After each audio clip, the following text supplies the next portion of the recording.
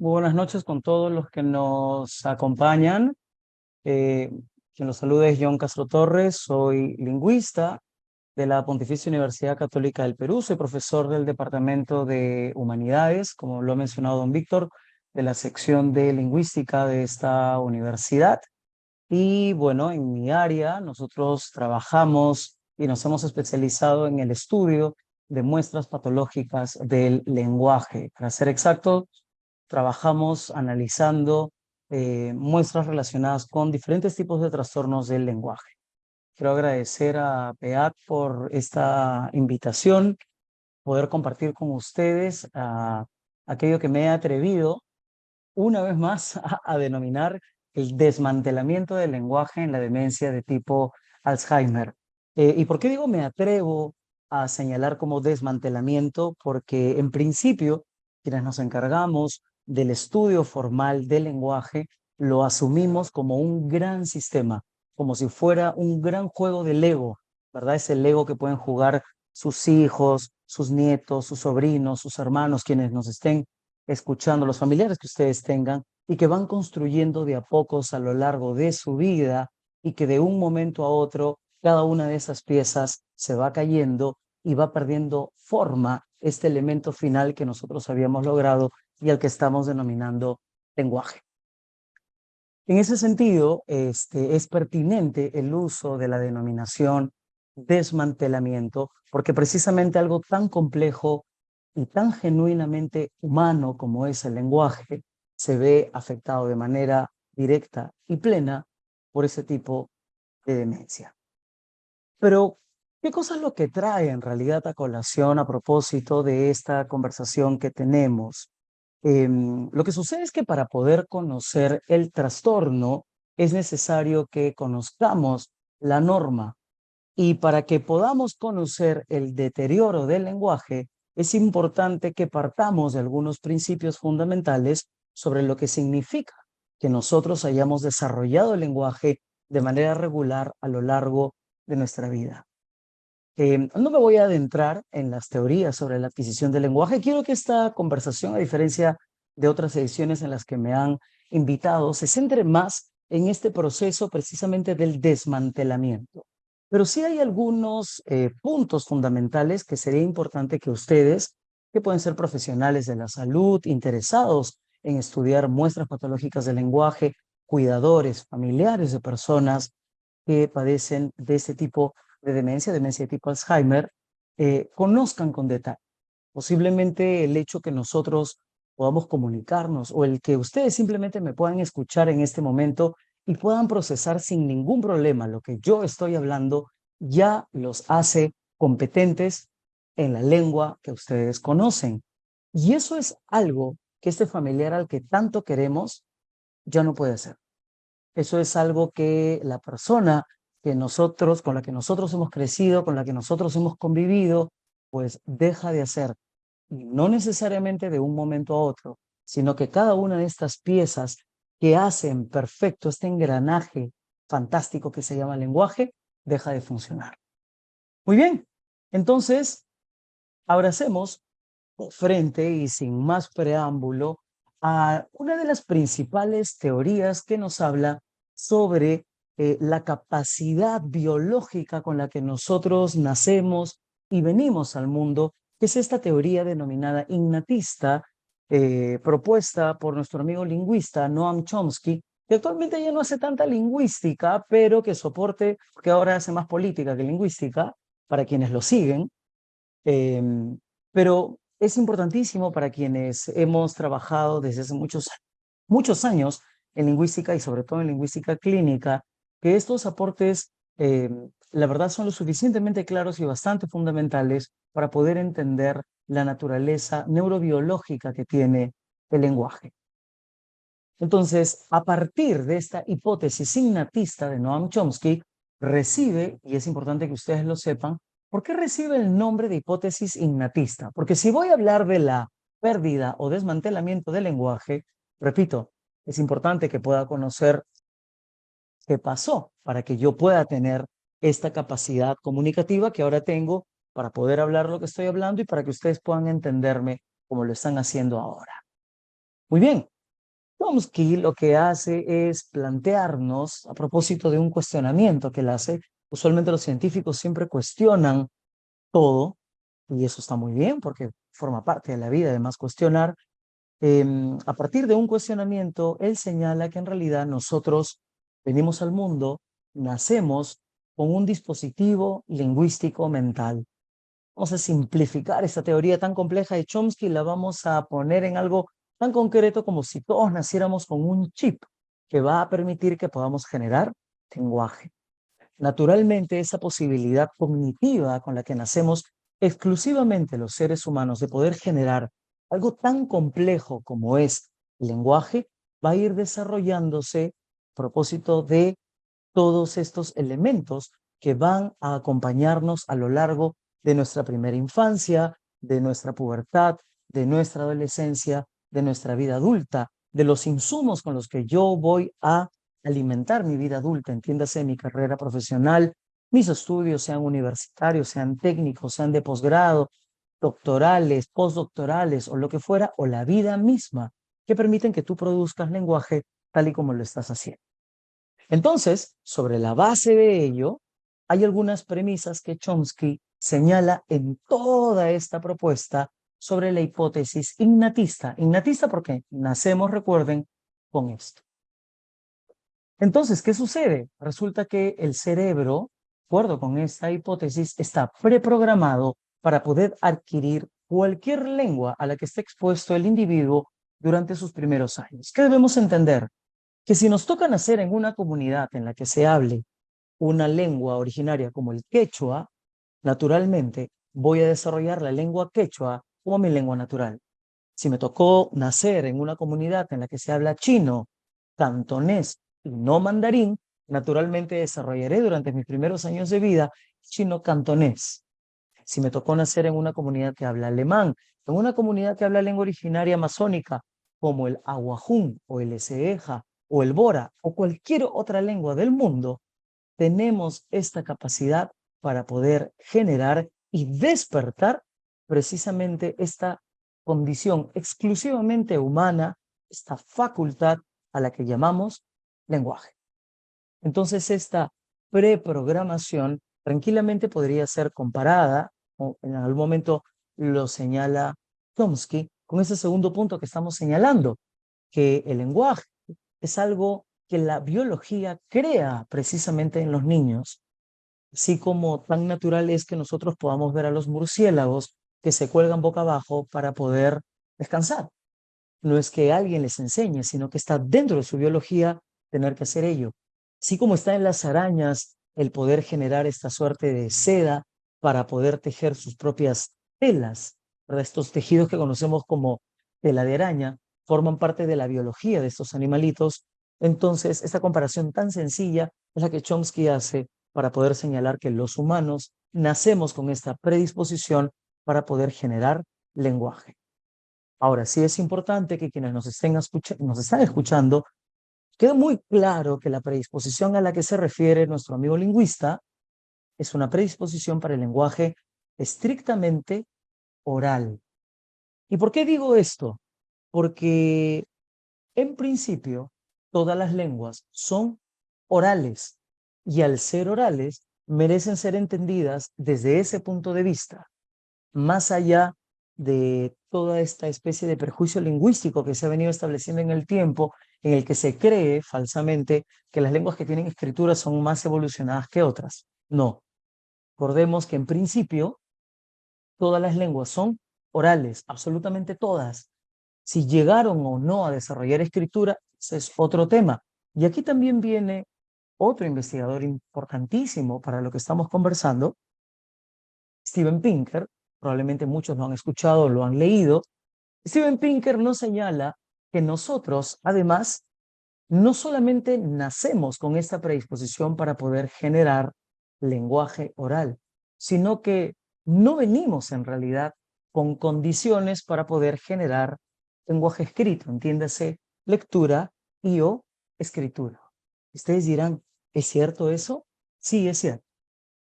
La prueba más sencilla de todo esto es esta situación muy particular en el desarrollo regular del lenguaje. Miren ustedes, la primera manifestación que nosotros tenemos cuando estamos desarrollando el lenguaje siempre es a través de la oralidad. Siempre. Sí. Es más, nosotros cuando hemos sido niños les hemos hecho creer a nuestros papás de una manera muy simpática y altamente gráfica que hemos dicho su nombre por primera vez. Hemos dicho papá, hemos dicho mamá, cuando en realidad no es que necesariamente quisiéramos señalar a alguno de ellos o no es que quisiéramos señalar nuestra predilección por nuestro papá o por nuestra mamá.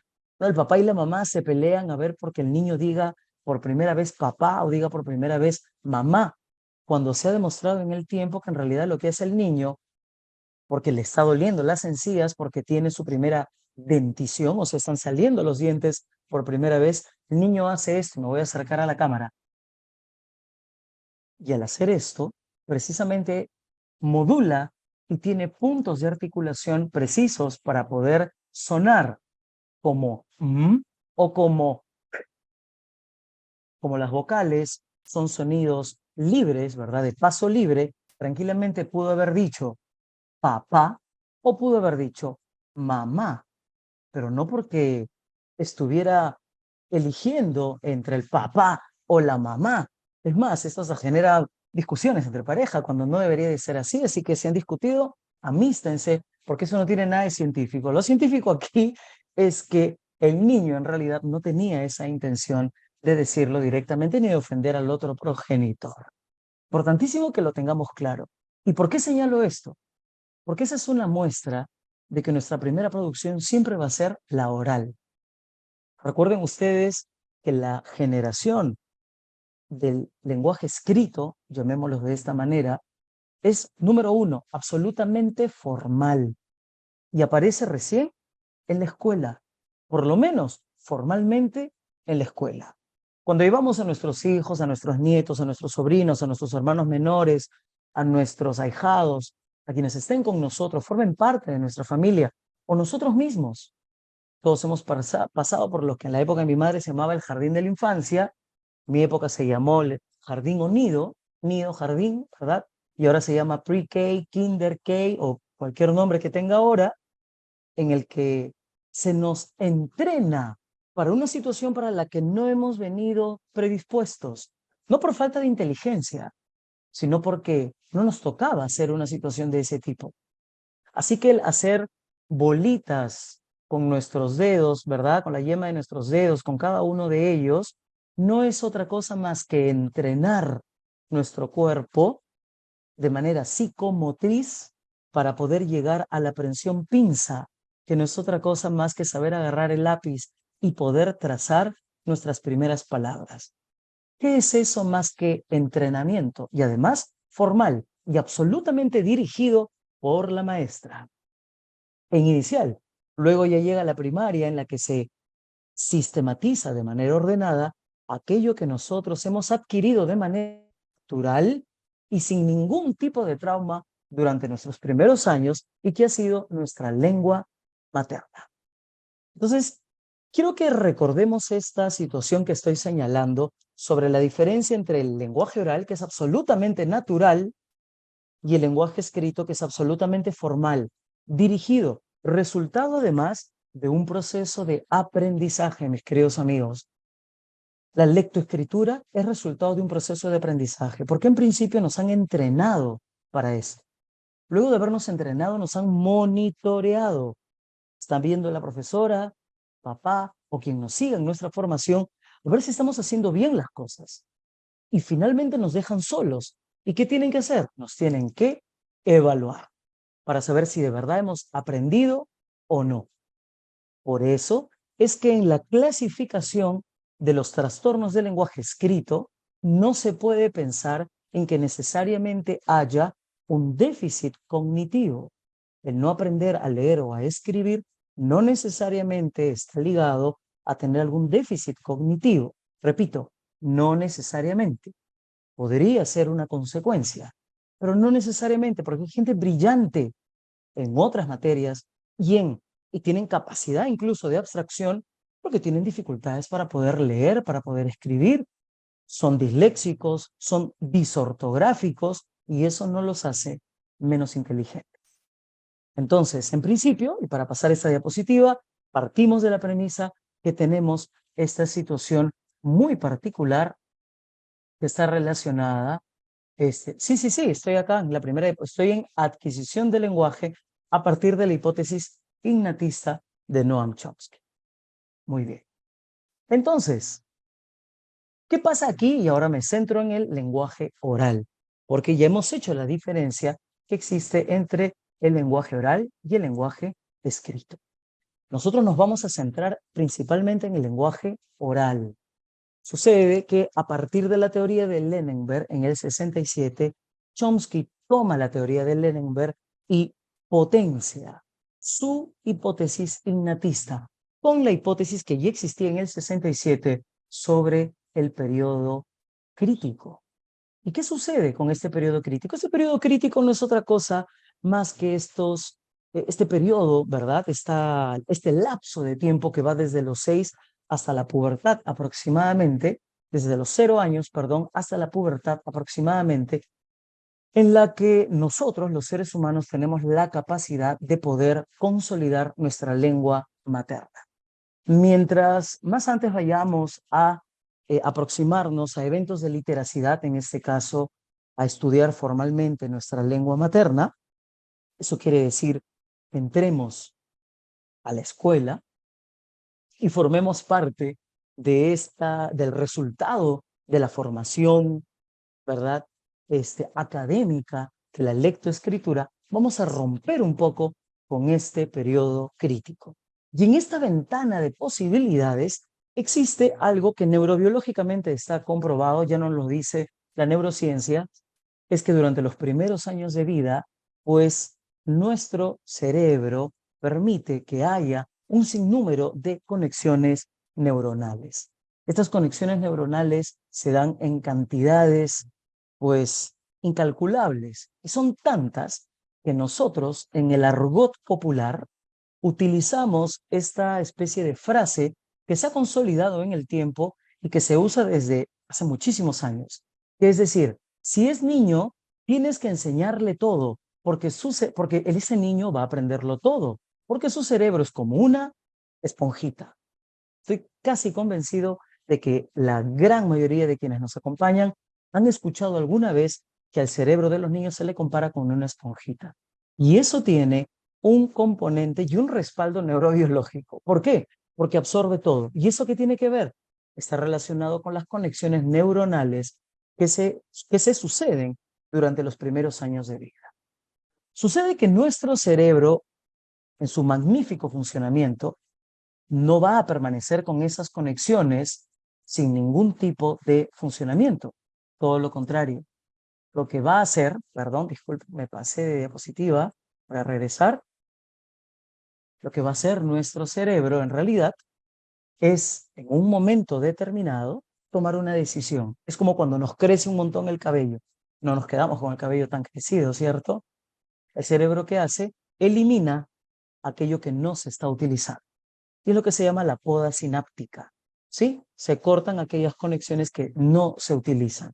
Por eso hemos encontrado muchísima información para quienes también nos dedicamos a la adquisición del lenguaje sobre los niños ferales, aquellos niños que de alguna manera fueron abandonados en un lugar específico, fueron abandonados y los rescataron animales o crecieron con algún tipo de influencia que no necesariamente era comunicación humana, o fueron privados de su libertad, como este caso de la niña Ginny, que fue rescatada en los años 70, ¿verdad? Y que fue rescatada cerca de los 14 años y no había recibido ningún tipo de estimulación lingüística. Naturalmente, su cerebro no significa que ella no haya nacido con esa predisposición. Nació con la predisposición biológica para generar lenguaje, pero al no recibir ningún tipo de estímulo ni de input, el cerebro simplemente cortó aquello que no se utilizaba. Por eso Ginny nunca pudo generar lenguaje en su totalidad, o no, como quienes estamos compartiendo esta conferencia. Muy bien, teniendo entonces claridad sobre esta situación y sobre la norma, sí me gustaría que veamos ya sabemos qué pasó con nosotros, con cada uno de nosotros, sí me gustaría que veamos cuáles son estas características fundamentales que tiene el lenguaje humano oral. ¿Y por qué es tan importante y por qué he hecho tanto hincapié en ponerle atención al lenguaje humano oral? En principio, porque este es un sistema convencional de signos. Eso quiere decir que cada una de las cosas que nosotros conocemos recibe un nombre determinado por una situación muy particular del lenguaje que se llama arbitrariedad. Por ejemplo, aquí tengo ante ustedes un lápiz. Solo cuestiónense, ¿por qué esto recibe el nombre de lápiz? ¿Por qué no podría llamarse de otra forma? ¿Por qué tiene que ser este un lápiz? ¿Por qué sin necesidad de mostrarlo, cada vez que yo les digo lápiz, ustedes ya comienzan a proyectar una imagen sobre la base de su experiencia como hablantes? Porque esto tendrían que llamarse gafas, lentes, anteojos, porque no podría recibir otro nombre. Entonces, esta arbitrariedad, es decir, a ninguno de nosotros se nos consultó para que reciba ese nombre, forma parte de este sistema convencional de signos. Esa es una característica propia del lenguaje humano oral. El lenguaje humano es doblemente articulado porque nosotros podemos ir descomponiendo cada palabra en unidades cada vez más pequeñas. Si me doy cuenta aquí en el pequeño ejemplo que tengo, la palabra gato puede ser descompuesta en su raíz, gat, ¿verdad? Entonces, y tengo en este caso en un morfema flexivo o que determinaría su género, gato masculino. Pero si esa o la cambio por a, gata femenino. Y si le agrego una s, gatos, son varios, ya no solamente es uno. Y si digo gatas, ya no es una sola gata que sería fémina, sino que son varias gatas. Podría además seguir descomponiendo cada uno de ellos ahora en sonidos. Eso quiere decir que con el sonido g, con el sonido a, con el sonido o, con cada uno de ellos puedo crear nuevas palabras. Claro, con g puedo crear guerra, con a, avión, con tetera y con o, pues podría decir oso o lo que fuera. Esa es una de las características que tiene el lenguaje, la doble articulación. Puedo seguir creando y puedo seguir descomponiendo cada una de estas partículas. Miren qué complejo es el lenguaje. Repito, para poder entender la patología necesito reflexionar sobre la norma. Y esto, aunque quizás ninguno de ustedes se dedique formalmente a la lingüística, es algo que hacemos todos los días y es algo en lo que incursionamos todos los días como usuarios del lenguaje. Otra de las características del lenguaje humano es que este tiene la capacidad de desplazarse, es lo que se llama el desplazamiento del lenguaje. Quiere decir que yo puedo hablar sobre situaciones del presente, del pasado y del futuro, haciendo uso del lenguaje. El simple hecho de señalar que ayer comí pizza es una manera de referirme a un evento del pasado utilizando el lenguaje. En este momento estoy compartiendo con ustedes una diapositiva sobre lenguaje humano oral, sobre las características del lenguaje humano oral. Describo un hecho que sucede en este momento. Mañana ustedes tendrán algunas preguntas y me escribirán al WhatsApp que ha compartido Don Vic.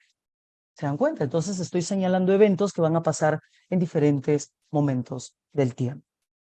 Asimismo, puedo señalar lugares a los que yo me voy a aproximar, como por ejemplo, aquí, allá, más allá. Puedo hablar de este lugar físico en el que yo estoy. Puedo hablar sobre el lugar en el que ustedes están haciendo uso del lenguaje. ¿Qué pasa con la prevaricación? Característica muy simpática del lenguaje, tan simpática para efectos morales, y la prevaricación no es otra cosa que la capacidad exclusiva que tenemos los seres humanos de poder mentir. Elaborar una mentira implica que se activen un sinnúmero de procesos cognitivos, desde procesos cognitivos superiores como la inteligencia, el pensamiento, el mismo lenguaje, hasta procesos cognitivos básicos como la memoria, la atención. Eso quiere decir que debo de recordar a quién le miento, cómo le miento, por qué le miento, quién es el objeto de mi mentira. qué cosa es lo que estoy diciendo para que se entienda como una mentira. Y eso es absolutamente voluntario. Hay algunos estudios sobre prevaricación en animales, pero no son muy concluyentes, por lo que se sigue señalando que la prevaricación es una característica exclusiva de los seres humanos.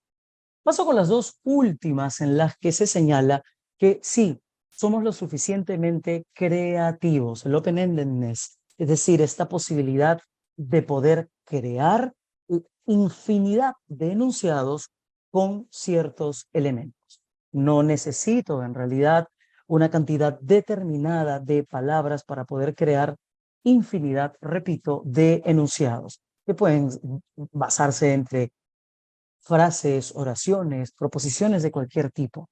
Lo importante es que todos tenemos esta capacidad de seguir creando diferentes tipos de enunciados.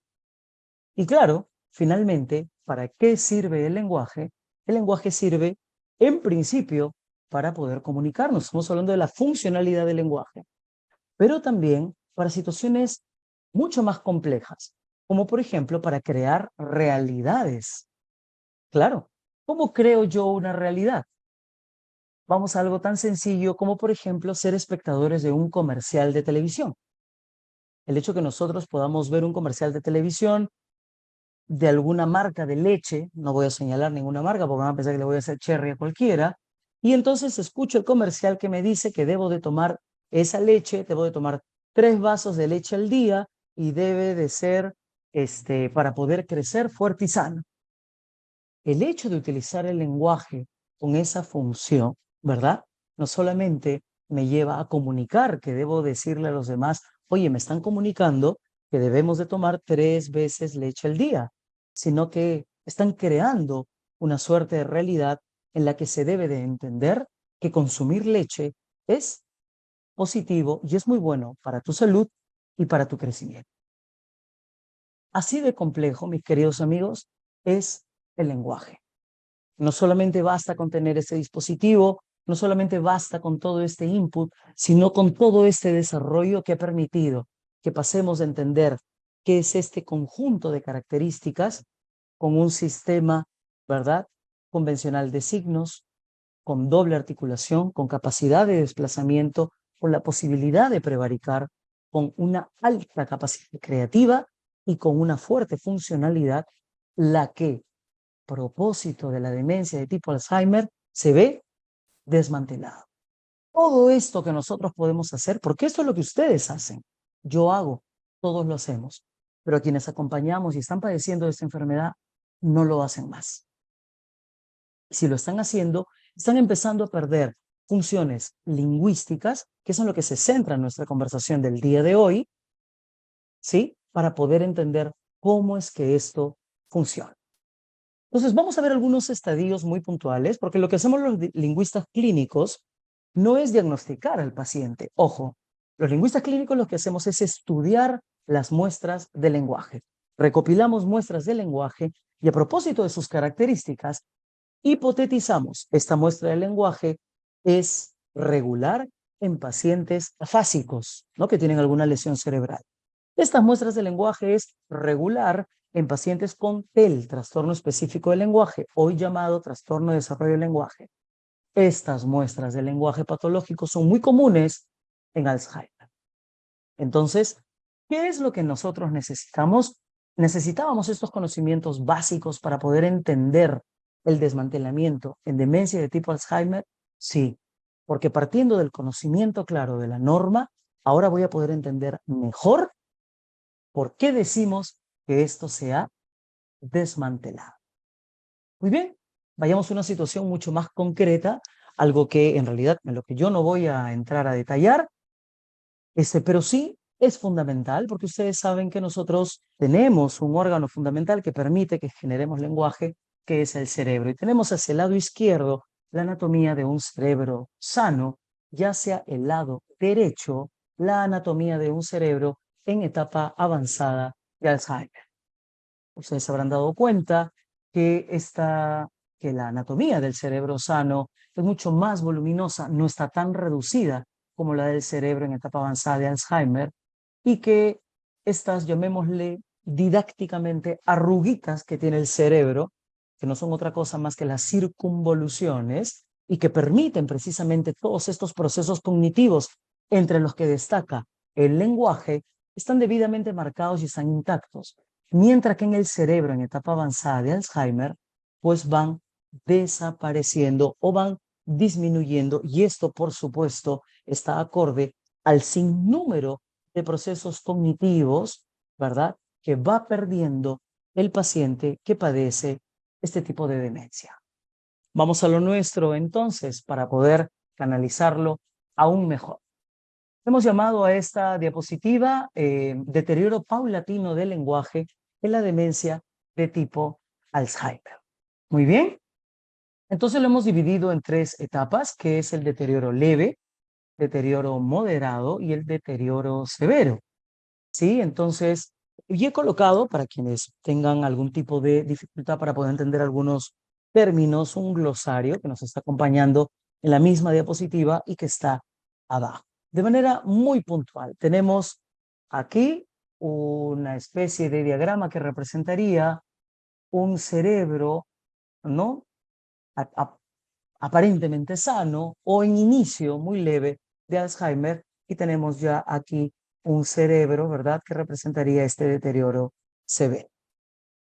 Muy bien, una de las características fundamentales de este reconocimiento desde el punto de vista lingüístico, recuerden que esa es la mirada de un lingüista que analiza muestras del lenguaje patológico, es reconocer la anomia. Y la anomia no es otra cosa más que la dificultad para poder encontrar precisamente una de las características del lenguaje, entenderlo como un sistema convencional de signos. Cuando no se encuentra el nombre de las cosas u objetos, ya existe una anomia.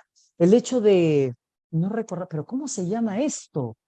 Es más, el no recordarlo muchas veces hace que yo pueda incursionar en esta especie de descripción hasta para qué sirve esta situación. Esto que yo utilizo para poder escribir sobre papel, ¿no? Hasta sé detalles, que tiene carboncillo, y quise decir lápiz. El no llegar a lo que los lingüistas llamamos el significante, es decir, el nombre de este signo, en este caso este signo lingüístico, es una característica puntual, bastante llamativa, de este primer estadio al que estamos llamando deterioro leve. Eso muchas veces genera una suerte de frustración, porque recuerden, muy bien, don Víctor señaló algo que me pareció no solamente bastante sensible, sino que involucra a quienes nos están escuchando ahora. La demencia de tipo Alzheimer no es una enfermedad solitaria, es una enfermedad familiar, porque es el paciente el que va a tener que enfrentar esta situación y que va a involucrar a toda la familia, cuidadores, hijos, nietos, quienes estén cerca de la persona que tiene esta situación y que van a tener que entender cada uno de estos estadios. El reconocimiento de esta anomia, es decir, de no recordar nombres específicos, lo que va a generar un cambio conductual en el paciente de tipo Alzheimer. Mira cómo un hecho lingüístico, como es el saber que tú puedes reconocer nombres e inmediatamente saber sus conceptos, que es una de las características que hemos visto del lenguaje regular, el ya no hacerlo hace que tú cambies de actitud y comienzas a tener esta suerte de distanciamiento. Porque como quieres evitar actitudinalmente el que te digan, uy, se está olvidando, ah, mira, no se acordó, etcétera, hay distanciamiento comunicativo. Y no hay cosa peor que distanciarse comunicativamente, porque eso hace que no haya un ejercicio que sí debería existir para las personas que están experimentando una suerte de deterioro o desmantelamiento. Estos cambios en la personalidad, los olvidos, en los problemas de orientación, también generarían o formarían parte de este distanciamiento comunicativo. Una de las características de esta suerte de cara de extrañeza entre el interlocutor y la persona que está empezando a experimentar características leves en su producción lingüística sería reiterar las cosas que he dicho, o sea, repetirlas. no ser preciso en su discurso, divaga, es un poco lento también para poder sustituye algunos elementos dentro de la comunicación. Entonces, al no encontrar las palabras que quiere, utiliza otros recursos para intentar como que salvar la situación, pero eso ya le genera incomodidad y eso hace que haya un cambio significativo también en su actitud como hablante. Además, al no tener este input, porque se distancia comunicativamente, hay un empobrecimiento del léxico. Es decir, todo este vocabulario, toda esta batería de palabras que esta persona ha tenido y ha desarrollado a lo largo de su vida, pues se van cayendo de a pocos, precisamente porque ya empieza a aislarse y ya no las utiliza para comunicarse como debe. Naturalmente, deja de comprender ideas que son más complejas. Muy bien, pasados ya a un segundo periodo al que estamos identificando como un deterioro moderado, naturalmente el vocabulario ha sido perjudicado en su mayoría, por lo tanto ya hay una incoherencia del lenguaje espontáneo y del lenguaje expresivo. Aquí voy a traer a colación algo que mencioné en mi primera diapositiva, que señalé sobre el lenguaje escrito. Si bien es cierto, se manifiesta en principio con elementos estrictamente orales, ya para el periodo moderado, la lectura y la escritura se van desmantelando por completo, porque recuerden que en este proceso regular de adquisición de la lengua oral y luego de aprendizaje de la lectoescritura en tu lengua materna, naturalmente, y que forma parte de un proceso de aprendizaje, se desmantela rápidamente porque lo que tú desarrollaste naturalmente, de alguna manera, se rehúsa a irse por completo y por eso es que recién al final de la enfermedad es que se ve el mutismo completo, es decir, la afasia global en cuanto al desarrollo, mejor dicho, al uso del lenguaje, pero oral, no escrito. Por eso estamos poniéndole mucha fuerza a todo el tema del lenguaje oral. Hay incoherencia entonces en el lenguaje espontáneo, expresivo, ya no reconoce algunas palabras, ya no sabe cómo utilizarlas. La incoherencia llega a ser porque ya perdió esta costumbre de improvisar que sí existía en el deterioro leve. Estamos aquí ahora en el deterioro moderado. Por eso hay fallos en la pragmática. ¿Qué es la pragmática? La pragmática es el uso real, concreto, del lenguaje en situaciones comunicativas, principalmente en las conversaciones, porque las conversaciones es lo que hace que nosotros digamos que en efecto estamos utilizando el insumo fundamental que es el lenguaje. No hay respeto en el turno conversacional, eso quiere decir que no identifico cuándo la otra persona ya terminó su conversación, no necesariamente hay una consideración del hablante, no sé necesariamente en qué momento debo decir una cosa u otra, irrumpo en las conversaciones y muchas veces en los momentos que debería de permanecer callado, tampoco los reconozco como tal y simplemente emito enunciados de lo que creo que debe haber. Ahora, como es tan fuerte ya en esta parte el deterioro, ¿verdad? Para poder recuperar información del léxico, del vocabulario, entonces lo que va a hacer el paciente naturalmente es forzarse a producir, pero va a producir de manera equivocada. No va a poder además coger elementos que podrían haber sido sustituidos con demora, pero haber sido sustituidos en el deterioro leve, ¿no? Entonces, por ahí medio que quiere utilizar nuestro paciente en este deterioro moderado, elementos, ¿verdad?, lingüísticos, pero que tienen una situación un poco anómala, es decir, irregular, que de alguna manera podría como que menguar el hecho de que en efecto esta persona ya no está hablando con coherencia. Y aquí aparecen las parafasias. El mismo nombre de parafasia lo dice. Utilizar una parafasia es cuando uno reemplaza una palabra por otra o por un conjunto de palabras, pero utiliza palabras que se parecen. Por eso se llama parafasias. Es una de las características lingüísticas de la producción del lenguaje en este deterioro moderado. Otras son las perseveraciones, es decir, que persevera, el mismo nombre lo dice, repite la misma respuesta ante preguntas, ante estímulos, ante situaciones que son distintas, pero repite lo mismo. No, le preguntan por la hora y ¿cómo te llamas? John. ¿Cómo te sientes? John. ¿Y qué vas a hacer mañana? John. Entonces hay una perseveración porque ya nos está comprendiendo que ya no hay esta capacidad para poder no solamente decodificar, es decir, usar el lenguaje para poder entender qué me dice, mucho menos para poder interpretar si es que hay algo que está detrás. Muy bien, en líneas generales, en este momento, ¿verdad? Tenemos un deterioro que sí es moderado, el lenguaje es muy pobre, es lento, no tiene información, está ausente de información y de contenido. Entonces, sí hay un montón de sustituciones que son las que nosotros estamos señalando, ¿no? Los circunloquios o la perífrasis, que es exactamente lo mismo, ¿ya? Es como, por ejemplo, cuando empiezo a dar rodeos para poder describir o definir algo. En lugar de decir taza, empiezo con una suerte de circunloquio. Para tomar agua, café, caliente, ¿no? Entonces, no defino taza y rodeo toda esa definición.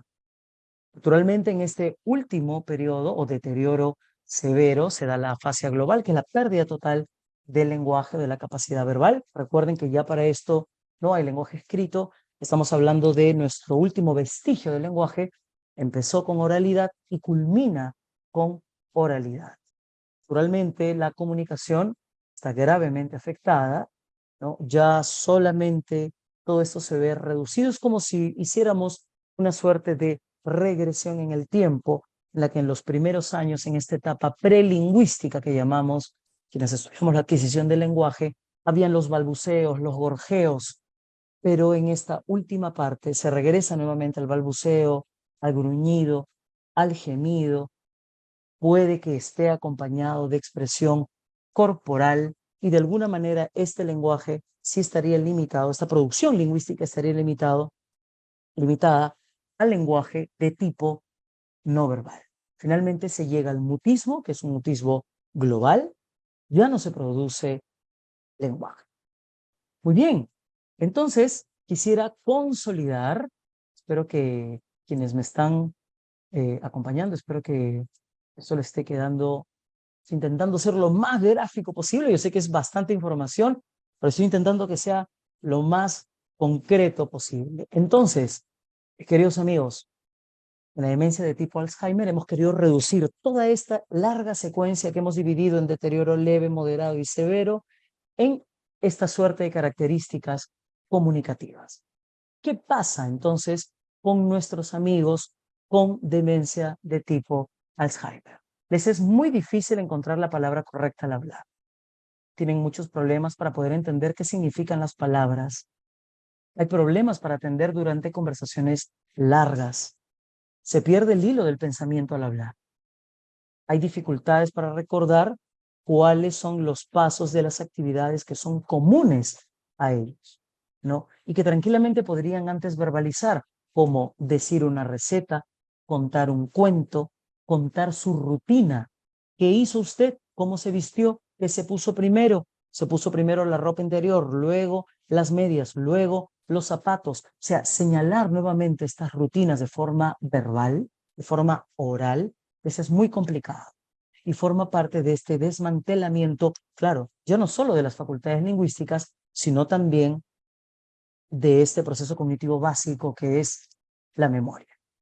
Y sí, se convierten en personas muy sensibles al contacto físico y en el caso de las manifestaciones lingüísticas, al tono y al volumen de las voces.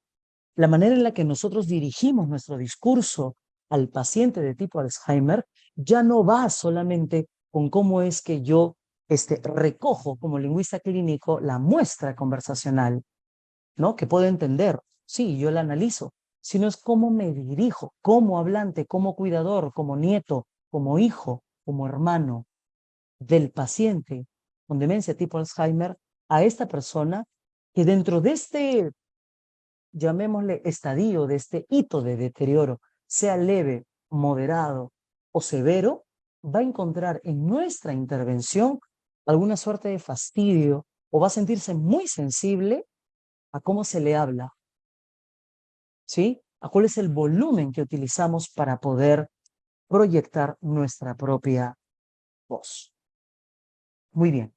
Aquí vienen algunas recomendaciones que parten desde una mirada estrictamente lingüística, que pueden coincidir con una mirada psicológica de los especialistas en neurología, ¿verdad? De todos los expertos en ello, pero principalmente tomando en consideración las muestras de lenguaje y cómo es que nosotros producimos lenguaje como hablantes y acompañamos a una persona que padece este tipo de demencia. En principio, necesitamos hacer contacto visual, algo que muchas veces no hacemos siendo hablantes regulares. Si necesitamos hacer contacto visual, eso permitirá que nosotros podamos obtener su atención. Hay que llamar además a la persona por su nombre. Esa es una estrategia absolutamente lingüística. Estamos utilizando la capacidad que nosotros conservamos para poder comunicarnos con aquella persona cuya capacidad está viéndose menguada por la demencia que padece. Llámala por su nombre, capta su atención, mírala a los ojos. Hay que hacer un ejercicio metalingüístico, pero no de nuestra producción lingüística, sino de cómo uso mi tono, lo que acabo de mencionar, cómo uso mi volumen y cómo incluso miramos y proyectamos lo que llamarían los estudiosos de la pragmática como proyecto mi máscara comunicativa ante el paciente de tipo Alzheimer. ¿Cuál es mi lenguaje corporal? ¿Cómo me pongo? ¿Como una persona superior que solamente envía directivas? ¿Como su par? ¿Como alguien que lo quiere ayudar? ¿Como alguien que realmente quiere establecer algún tipo de contacto y vínculo y reforzar el vínculo con la persona? ¿O como alguien que simplemente, bueno, lo está apoyando porque, en fin? Entonces tendríamos que incluso replantearnos cuál es mi objetivo como acompañante de un paciente de demencia de tipo Alzheimer y cómo es que yo me voy a comunicar con esta persona. Ahora, si necesito, como hablantes que somos, promover la conversación interactiva por el mayor tiempo posible. Es decir, permitir que la persona que yo sé tiene este diagnóstico intente producir lenguaje. Es una manera en la que nosotros también podemos, de alguna forma, generar este tipo de comunicación. ¿Puedo utilizar otro método que no sea hablar para poder ayudar a la persona? Por supuesto. Puedo utilizar lenguaje corporal, puedo tocar, puedo guiarla, puedo señalarle. En principio, generar muestras de lenguaje. Ustedes, yo, hablantes, pero también podría utilizar otros elementos que me van a permitir comunicarme. Ahora, en casos extremos, si esta comunicación generara problemas, porque la persona con Alzheimer es una persona que ya tiene una conducta absolutamente disruptiva, ya no le gusta conversar o puede sentirse agredida, maltratada, simplemente no te está entendiendo, pues necesitamos distraer a esta persona. Hay que hacer otro tipo de actividades que también implicarían nuestra producción lingüística, pero que rompamos con esta idea de solamente sentarnos a conversar y hacer el contacto visual, sino romper con esta idea. Recuerden, ustedes son poseedores de todas esas características maravillosas que hemos visto al inicio de esta conversación sobre el lenguaje. Utilicémosla a favor de quien en este momento esas características que compartía con ustedes pues se están viendo desmanteladas, ¿sí? Ya dejan de formar parte de él. Muy bien, en el año 2020, la revista de Neurología, si tienen dónde apuntar, aún mejor, puedo compartir el artículo, sacó un artículo muy interesante sobre Alzheimer y bilingüismo, y con esto quiero ir cerrando ya mi conversación. En el volumen 71 de la revista de Neurología, en volumen 71, número 10, ¿ya? Igual voy a compartir en el chat, voy a colocarlo acá en el chat, creo que esto aparece, ahí está, bien, pueden entrar, perfecto. Aparece un artículo muy interesante en año 2020 sobre Alzheimer y bilingüismo. Se habla incluso sobre se hace un estudio en pacientes, ¿verdad? Con Alzheimer y cómo es que a pesar de esta predisposición que existe para generar ese tipo de demencia, el hecho de que estas personas hayan desarrollado a lo largo de su vida la habilidad de poder hablar más de una lengua, retrasó de alguna forma el desarrollo de esta demencia. Más allá de que esto pueda haberse constituido en el tiempo o en la sociedad científica como un mito o como lo que fuera, van apareciendo este tipo de artículos que creo que como investigadores merece la pena que leamos, por lo menos para ver cuál es la base científica de un enunciado de este tipo, que nos dice los estudios sobre este tipo de manifestaciones. ¿Será cierto que el tener el cerebro activo, porque miren todo lo que significa, ya hemos explicado cómo es que hemos desarrollado solamente nuestra lengua materna? Imagínense todo lo que el cerebro tendría que hacer para poder hacerlo de manera simultánea con dos o más lenguas. Ese ejercicio mental serviría entonces como una especie de, ¿no? de barrera para por lo menos hacer que este proceso de deterioro cognitivo que exige el Alzheimer no sea tan rápido, no sea galopante, sino sea un poco más lento. Yo no les voy a dar esa respuesta. Eso nos corresponderá resolver a propósito de las investigaciones, a propósito de este artículo que comparto con ustedes y que merecerá además una mirada muy crítica y que sigamos leyendo al respecto sobre Alzheimer y esta relación que existe con el bilingüismo.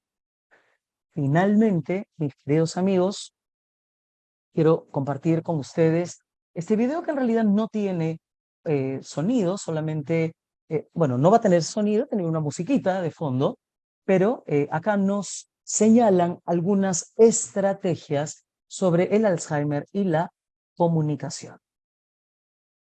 Entonces tenemos comunicación y Alzheimer. En la enfermedad de Alzheimer, así como en otras demencias, disminuye la capacidad de la persona para poder comunicarse. Las dificultades pueden ser: no se pueden encontrar las palabras correctas, uso repetido de palabras familiares, pérdida del tren del pensamiento, dificultad para organizar las palabras de manera coherente y disminución de las mismas. Ahora, por supuesto que es un desafío para quienes acompañan. ¿Qué estrategias son las que hemos visto? Ajá, no hay que discutir, hay que tratar de razonar. Lo que debemos hacer, mostrar acuerdos, podemos desviar la conversación, podríamos utilizar algún tipo de distracción. En vez de decir, te lo dije, hay que reforzar, hay que repetir la idea. En vez de decir, no puedes, propongamos algo que esta persona sí pueda. No hagas muchas preguntas a la vez, una sola, que requiera respuestas concretas. Evitar que muchas personas hablen al mismo tiempo. Solo una. Frases cortas, puntuales, que priorizar ambientes. No apresurar ni exigir respuestas. Hay que brindar tiempo. Hay que quedarse quieto, hay que movernos cuando ellos están hablando, hay que mantener, hay que estar atento. Tome su mano, ¿sí? Esta capacidad es lo que va a permitir que nosotros podamos tener principalmente la palabra mágica que va a acompañar nuestra producción lingüística, que es la paciencia. Necesitamos absoluta paciencia. Paciencia para poder garantizar principalmente la calidad de vida de quien tanto amamos. Eh, Voy a decir algo que va a romper un poco el protocolo de lo que estoy mencionando. La madre de mi padre, mi abuela, yo no viví con ella, así que no la conocí en esta etapa, porque ella vivía en Trujillo y vivía aquí en Lima. Yo no viví esos estamentos, pero sí me impresionó mucho la primera vez que tuve este recuerdo fundamental de mi abuela, que es el recuerdo pues de los 6, 7 años, ¿no? No el recuerdo de los 3 años. ella ya tenía un Alzheimer en nivel moderado y no entendía las reacciones, ni las actitudes, ni el por qué no hablaba o no hablaba tanto, y si hablaba algo no se le entendía tan bien. Y ustedes dirán, un niño de 7 años no tiene ese tipo de reflexiones. No, pero sí te llaman la atención porque resulta que tú a esa edad ya eres comunicativamente competente. Aunque les parezca mentira, esa experiencia con mi abuela la traje a colación a lo largo de mi vida y fue lo que me hizo escudriñar un poco más en la lingüística, y la vida me llevó a hacer lingüística y a entender a la lingüística clínica, y bueno, ahora compartir otro año más con ustedes aquí en APEAT.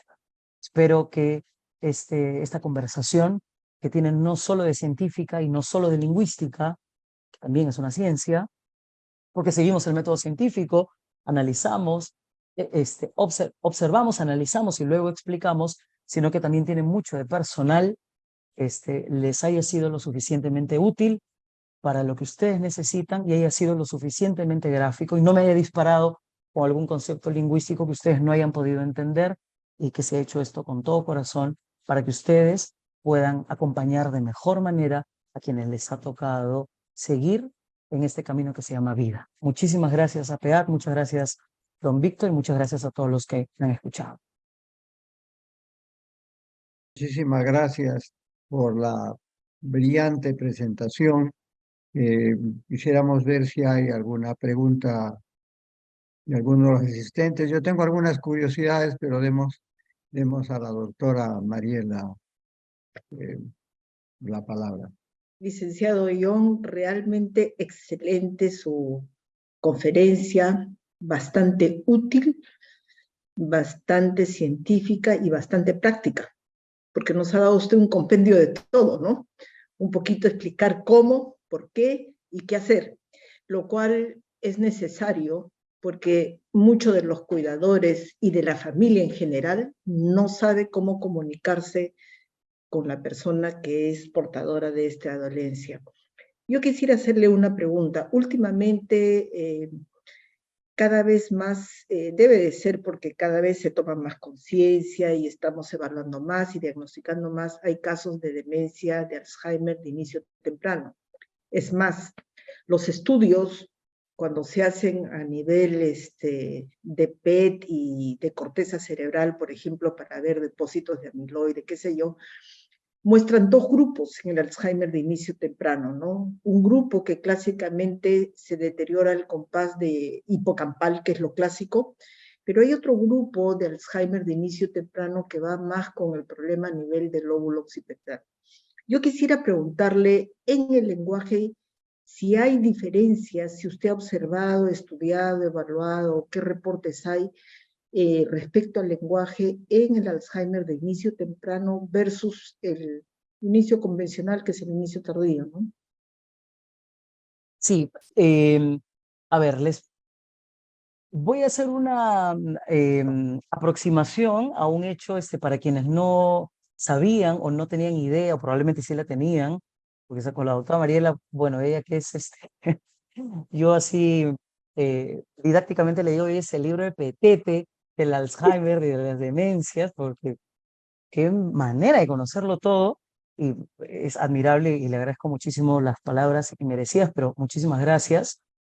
Hay una película que grafica también lo que acaba de mencionar, doctora, que se llama Siempre Alice, o en inglés Still Alice, que habla del Alzheimer de inicio temprano, a los 50 años, ¿no?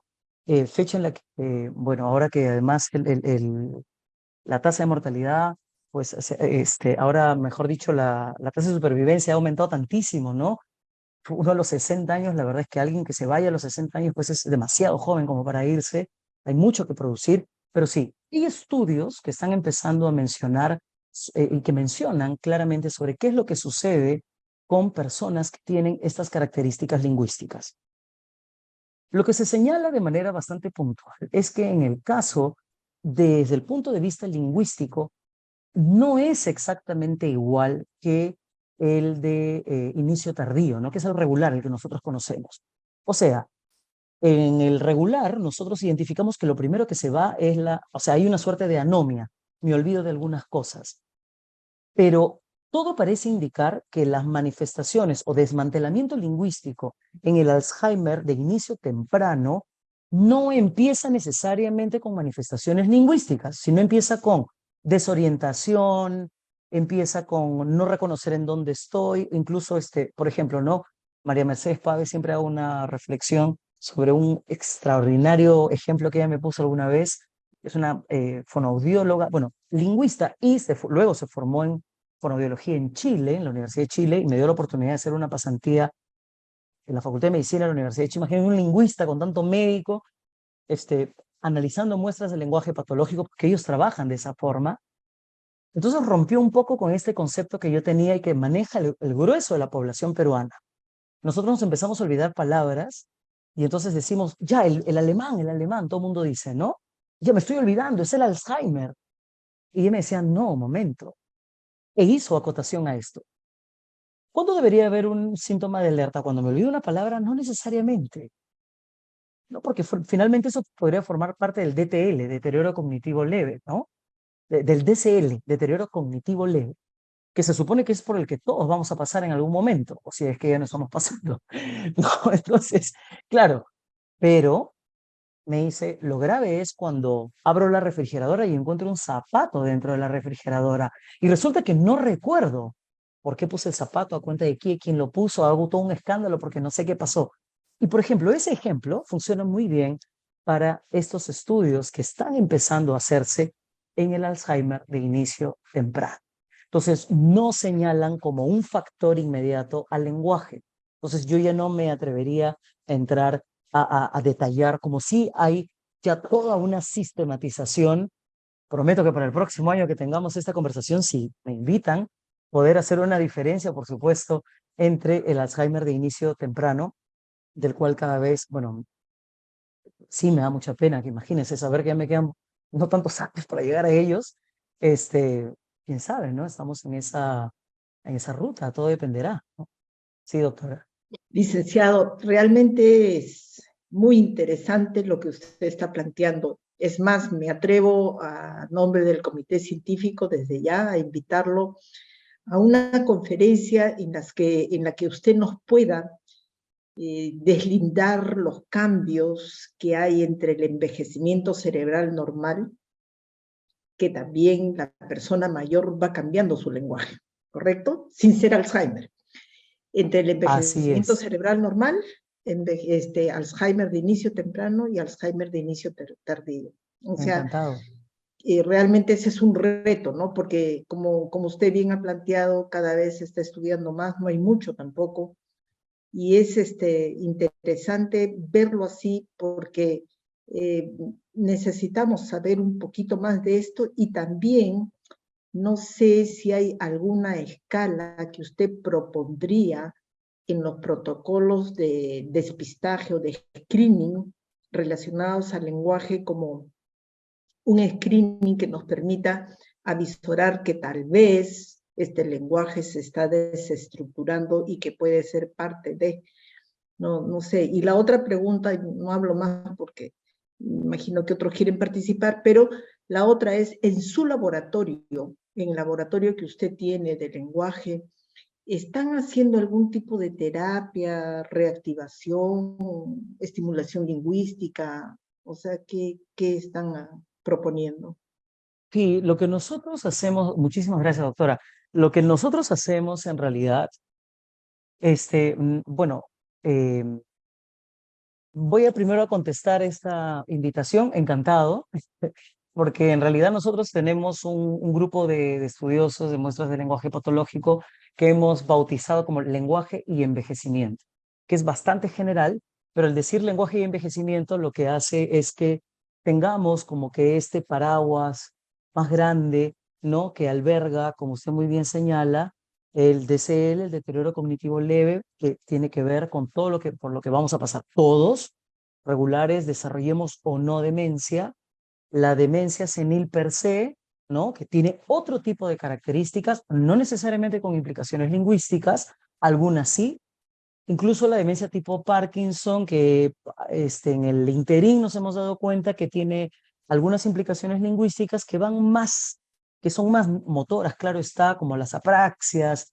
¿no? A propósito también de la medicación que se utiliza, y la demencia de tipo Alzheimer. Y aquí habría que hacer el deslinde entre las características de inicio temprano y las de inicio tardío. Va a ser un trabajo muy lindo poder compartir con ustedes esta propuesta de clasificación de muestras de lenguaje. Entonces, va a ser, repito, una propuesta. Ahora, ¿qué sucede con los pacientes que usualmente recibimos? Tengo que decirlo con mucha pena, es que, a ver, la formación, así como hay ahora una suerte de boom, yo he sido durante 7 años coordinador académico del programa de la maestría en fonoaudiología de la universidad, y sigue habiendo este boom. Ese boom está pensado en la rehabilitación del lenguaje en niños, pero hay que decirlo, y repito con mucha pena, no sé si nuestro país o nuestras políticas no están pensadas para el adulto mayor, no están pensadas. No hay una suerte de sistematización de la rehabilitación o del acompañamiento en esta suerte de desmantelamiento. Todo lo que existe, me atrevo a decir, es absolutamente empírico. Es decir, sobre la base de aquello que yo encontré en mi experiencia, lo que hago es ordenarlo y lo empiezo a corroborar con otros pacientes. Si llego a tener resultados concretos, bueno, me voy a atrever a escribir un artículo y decir, esto funciona. Pero no es que exista una suerte de, tomando también en consideración que, como usted bien sabe, doctora, ningún paciente, por más que tengamos un vademécum, ninguno es igual que otro, ninguno. O sea, todos tienen sus propias características. Claro, aquí lo hacemos de manera bastante general para poder ser muy didácticos, pero no hay una suerte de indicador puntual. Lo que funciona muy bien, eso sí está no demostrado, pero lo he visto de manera sistemática, es la lectura en voz alta. Uno, lectura en voz alta en el deterioro leve. Lectura en voz alta. En deterioro moderado no, porque en deterioro moderado ya hay una disociación de la percepción, ya no se proyecta, es más, podría llegar incluso el paciente a leer, pero eso no garantiza que comprenda. Exacto, o sea, leyó y puede ser que lea bien y dice, bravo, ¿de qué se trataba? No sé, o sea, hay una suerte, sí, ¿no? Pero eso funcionaría en el deterioro leve.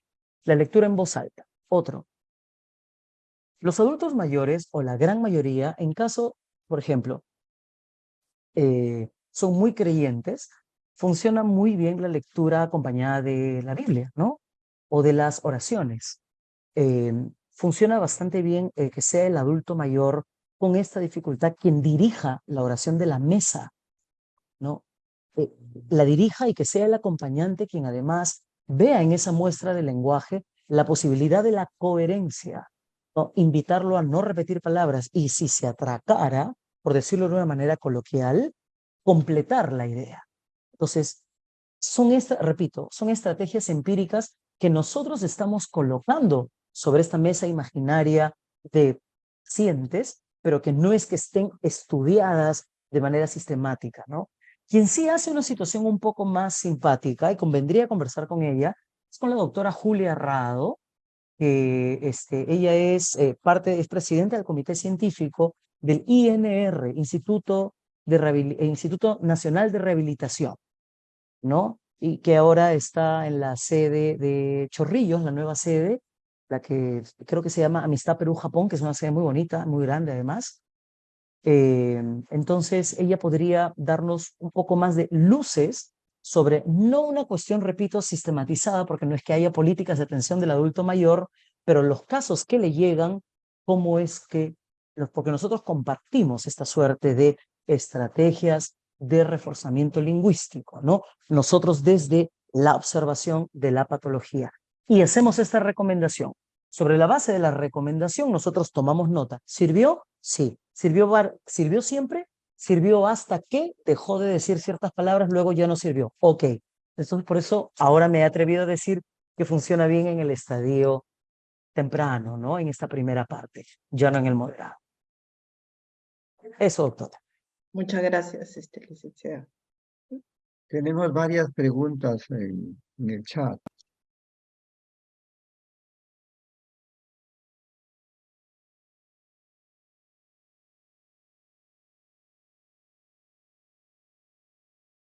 Yo no tendría ningún inconveniente, como lo dijo muy bien don Víctor.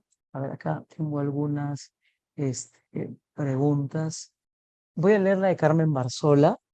Dice, desde este aspecto, para realizar una evaluación se parte de una línea base. Es decir, si la persona ya tiene dificultades en el habla, eso vendría a ser normal al momento de evaluar. Claro, sería el estándar de esta persona. No sería significativo como deterioro a menos que haya aumentado ese sí, tranquilamente. Por supuesto, gracias Carmen. Sí, o sea, la línea basal de cada paciente, a eso nos referíamos, ¿no? Con la doctora, con que ningún paciente es exactamente igual.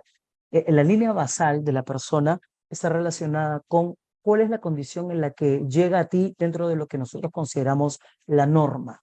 Si bien es cierto, la norma se establece como algo a lo que todo el mundo debió de haber llegado, vamos a imaginar que quizá esta persona que ahora está desarrollando Alzheimer, durante toda su vida tuvo TDL, por ejemplo, trastorno de desarrollo del lenguaje. O sea, hubo un inicio tardío del lenguaje, nunca desarrolló bien lenguaje, encima esta persona era disléxica, ¿verdad? Tenía dificultades para poder leer, también tuvo dificultades para poder escribir. Sin embargo, fue una persona muy exitosa, se dedicó a algo funcional que hizo que otras habilidades suyas pudieran sacarlo adelante y todo lo demás. Pero claro, sin esta suerte de insumos sobre los que ahora el terapeuta tendría que apoyarse o el acompañante tendría que apoyarse para sacarlo adelante, sería un poco más complicado. Lo que tú has mencionado, Carmen, es absolutamente cierto. La línea basal sería diferente. Ya no comprendería o no se podría decir que es un deterioro si es que esa persona siempre ha vivido de esa manera. Sería su característica particular viéndolo desde este punto de vista lingüístico. El lenguaje desde la música funciona de manera diferente al trabajar con una persona con Alzheimer. Hay algunos estudios sobre música y Alzheimer interesantísimos. Hay algunos videos, uno que se hizo súper viral, sobre todo aquí en la pandemia, en la que muchas cosas, además del virus, se hicieron virales, que fue el TikTok, ¿no? En el que aparecía una adulto mayor que escuchaba, que había sido bailarina, ¿no? De ballet clásico y que escuchaba El Lago de los Cisnes y que por momentos la música activaban ciertas partes de su cerebro que le hacían recordar y trazar. Ella trazaba, ya bueno, ella ya estaba postrada en silla de ruedas, pero trazaba con sus brazos el hecho de ser bailarina, ¿no? Y incluso podías contar tranquilamente la coincidencia de los compases que ella marcaba con su mano y que coincidían con la música que estaba escuchando. Entonces, hubiera sido conveniente, ya este es el John Castro Torres un poco más pesado, hubiera sido conveniente en ese momento que alguien se traspase esa transmisión en vivo, aunque no fue en vivo, fue una grabación, ¿no? Y ponerle los chupones necesarios para ver qué parte del cerebro fue la que se activó para poder complementar con detalle esa muestra, porque esa es una muestra empírica, a eso me refiero con empirismo, lo que sucede a propósito de la experiencia, ¿no? De esa situación particular en la que la música, al parecer, activa ciertas partes que son distintas de nuestro cerebro, ¿no? Convendría en todo caso buscar información necesaria sobre música y Alzheimer. No, yo no me atrevería a señalar hechos relacionados con música porque nosotros no hemos hecho un estudio formal sobre música. Lo que sí estamos incluyendo ahora en esta especie de reflexión es esto que apareció sobre el bilingüismo, que en una conferencia anterior la señalé de manera bastante somera, pero ahora ya hay artículos publicados sobre esto. Está súper interesante. Hay que entrar un poco más, quizás para una próxima oportunidad tengamos más resultados y quizás ya una estadística que podamos compartir y que nos dé data y que quizá nos arrancamos todos a aprender varias lenguas, por si acaso nos toque desarrollarlo, por lo menos le hacemos salto, no lo sabemos, habría que verlo con el tiempo. Aquí preguntan en qué fase del deterioro oral se encuentra una persona que no completa el nombre de algo. En vez de decir maracuyá, dice mara. No, esto sería en el deterioro moderado, ¿no?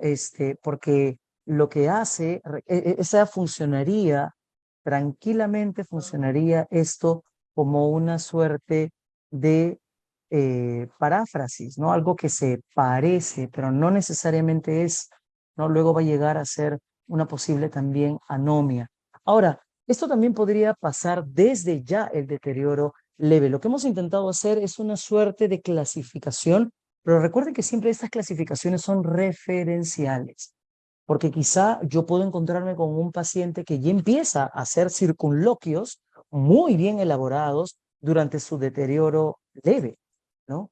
Entonces ya no puede decir, y quiere decir esto, que es de loza y está quiñada y es blanca, en la que me sirves café y que tengo que coger con el asa, entonces quiere decir taza y su taza, pero está diciéndolo de manera tan especializada que correspondería a otro nivel.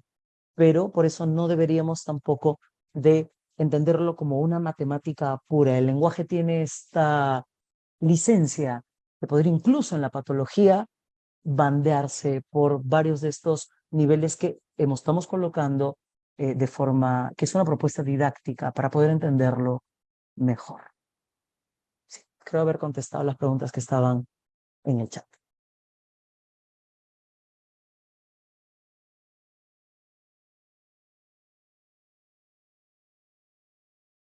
Bueno, yo entiendo que el idioma en realidad es una cadena de sonidos que forman palabras, lo que a su vez forman oraciones, cierran conceptos y que en un idioma puede cerrarse una idea con una cadena de sonidos, en otro idioma es otra cadena de sonidos, pero para el cerebro es la misma idea de fondo. Eh, y si cuando el tiempo avanza y uno no utiliza esa parte del cerebro que estuvo activa cuando uno tuvo meses y que al estar abierta dio lugar a que o aprendamos un idioma o dos idiomas o tres según lo que hayamos estado expuestos en ese periodo de nuestra vida. Y si no usamos esa parte, como si el cerebro rehusara esas neuronas en otra cosa. Y cuando se tiene 40 años, 50 años, se quiere aprender ruso o alemán, encuentra que las neuronas no están ahí, están ocupadas, están reasignadas a otra cosa. Y se nos hace más difícil aprender un tercer idioma o un cuarto idioma o lo que sea. Entonces, este mismo concepto viéndolo al revés, sería eh, eh, explicable con esta idea de que se pierde capacidad de que el cerebro procese esa composición del lenguaje en base a sonidos. Como ya no los reconoce, ya no puede formarse las ideas de lo que le quieren decir, y tampoco puede expresar ideas con sonidos, con esa cadena de sonidos que antes salían de manera espontánea, como cuando ahora uno quiere caminar, pues camina sin pensar cómo mueve las piernas, está programado el cerebro a que uno camine, y si se afecta esa parte del cerebro ya uno no puede caminar, porque ese programa que está almacenado en esa cadena de neuronas ya deja de ser accesible, sea porque el Alzheimer se comió parte del programa, y sea porque el cerebro no ha reasignado otra ruta alternativa, eh, o cualquier otra cosa similar. Pero yo entiendo que lo que hemos escuchado ahora en tan brillante exposición es una explicación un poco más completa de este concepto, y que nosotros que ya solimos decir, pues, a esta edad poder ponerme pues a hablar alemán ya es un poco más complicado, ¿no? Y hubiera aprendido a los 10 años, a los 8 me habría salido más fácil. Ahora es más complicado, ¿no? Eso es, en cierta forma, lo que se estaría produciendo con con el tema que hemos estado hablando ahora, el desmantelamiento del sistema para poder entender o para poder producir y transmisión de ideas. Es ese más o menos el concepto, ¿verdad? así es, don Víctor, así es, tal cual. Sí, sí, muy bien, ha resumido muy bien todo lo que hemos conversado. Sí, sí, Sí, sí. es que yo estoy escuchando y estoy formando en mi cabeza que uno pues aprende a decir en español, ¿tienes una pregunta? Y en alemán dicen, haben Sie eine Frage. Es es el mismo concepto, pero está expresado con otras sílabas, con otros sonidos. O do you have a question en inglés, ¿no? Es la misma cosa, pero el concepto está dado con diferentes tipos de sonido. Entonces el cerebro se acostumbra a buscar según el lenguaje que uno haya aprendido y después se hace más difícil hacerlo, ¿no? O sea, mientras escucho la brillante exposición, estoy simplemente asociando con otros conceptos. Bueno, no veo ahí otra pregunta que pueda hacer. Si no, pasamos pues a lo que habíamos dicho al comienzo, y un poco ganados por el tiempo, de que siempre está abierto el canal de Facebook de APEAT, de la Asociación Peruana de Alzheimer. Cualquier pregunta que haya puede canalizarse a través de ese canal o puede dirigirse directamente al expositor, de brillante exposición, que nos dio su número telefónico para poder hacer consultas directas también. No lo grabé de memoria, así que no lo tengo en mi cabeza, pero se Lo puede. puedo decir, no hay ningún problema. Claro. Me pueden escribir, escríbanme al WhatsApp. Yo encantado de poder ayudar a quienes decidan o quieran conocer un poco más sobre esto. 992-763692. 992-763692. Yo soy John Castro Torres, profesor de la sección de Lingüística del Departamento de Humanidades de la Pontificia Universidad Católica del Perú y encantado para poder resolver cualquier duda que tengan sobre el lenguaje y envejecimiento. Le voy a tomar la palabra a la doctora para poder tenerle listo ese material y poder compartirlo con su equipo científico. Encantado. De APEAT, como uno de sus voluntarios, agradeciendo nuevamente a Bagó por prestarnos, por facilitarnos el uso de su plataforma de Zoom, y por supuesto a la generosidad del expositor, que, que no es primera vez, y ya que sepa yo, segunda, que nos ilustra de manera brillante sobre su especialidad. Tercera Con eso vez, quedaría. ¿Perdón? cuarta vez.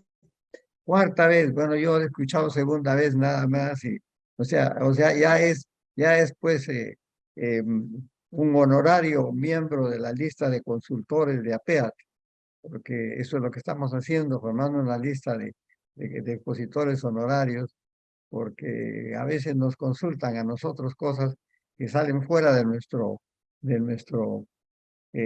rango de nuestro nivel de conocimientos, y es fácil decir, bueno, aquí en mi lista aparece John, por favor, tócale la puerta y él te va a ayudar, ¿no? Encantado, No, por si supuesto. no, nosotros estamos simplemente para canalizar y ayudar a las personas que tienen algún problema y no saben cómo lidiar con él. Bueno, a nombre nuevamente de la Asociación Peruana de Alzheimer, gracias por todo y ya nos estaríamos viendo en la conferencia del próximo mes. Y pasado mañana tenemos la conferencia, la reunión de apoyo a cuidadores, que tiene una misión un poquito diferente, es la de compartir experiencias entre cuidadores, entre familiares, eh, y que ayuda mucho también a entender el comportamiento y la razón de por qué los enfermos se comportan de una manera u otra. Entre ellas, lo que acabamos de hablar ahora o de escuchar ahora es algo que ayuda bastante a entender y a poder orientar a otras personas que dicen, ¿por qué mi padre ahora no puede hablar con 4 o 5 personas, sino solo con una? Se enoja cuando, cuando hablan más de una persona habla, ¿no? Bueno, eh, yo por parte de APEAT me permito cerrar esta reunión, con perdón, con permiso de la doctora, y por supuesto del presentador y de comunicaciones de Bagó, aquí en manos de quienes dejo pues el cortar esta brillante conferencia. Muy buenas noches.